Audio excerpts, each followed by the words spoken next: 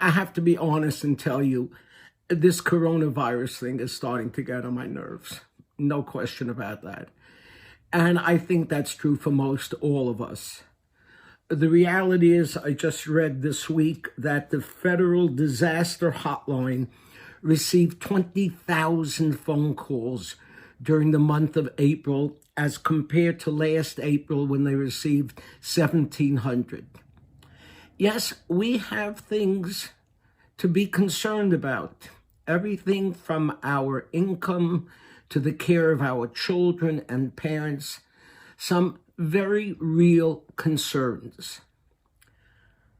But is this a reason for a rise in alcoholism and drug addiction and suicides and for despair and hopelessness and dread?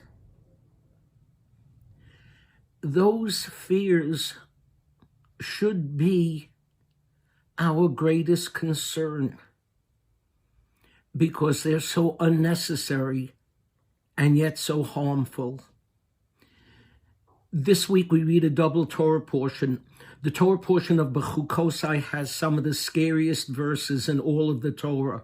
The Tochacha, where we're admonished that if we don't follow in God's ways, you have no idea the things that are going to happen to us. Our land will be overrun by wild animals.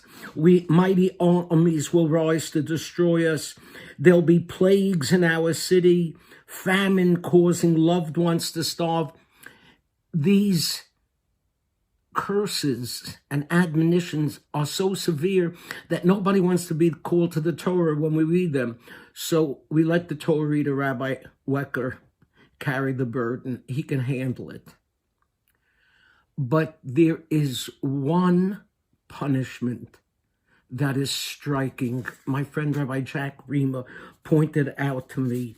It says the following, that there's going to come a time when we'll reach a stage where kol ola nidaf, the sound of a driven leaf, will cause us to flee. Think of what that means. It's not just wild animals and plagues. That's bad enough. What's even worse is when you feel so low, so beaten down, so at a loss of confidence, that even the sound of a leaf driven by the wind causes you to be terrified. We must never allow that to happen to us. Someone once said, I don't think it was me, we have nothing to fear but fear itself. The concerns that I hear from some people about everything from toilet paper to killer bees, it reminds me of a story I once read by Samuel Johnson. Samuel Johnson tells of a spinster who was found in tears. What's the matter?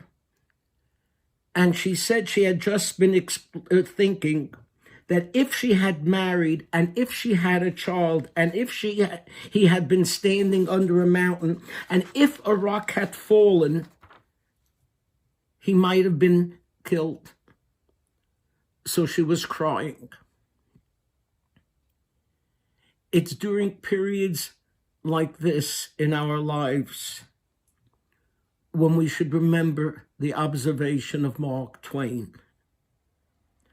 I am an old man and have known a great many troubles,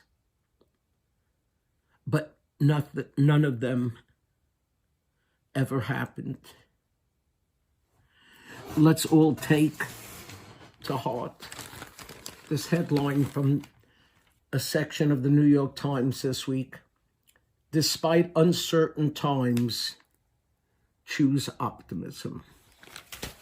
Shabbat Shalom.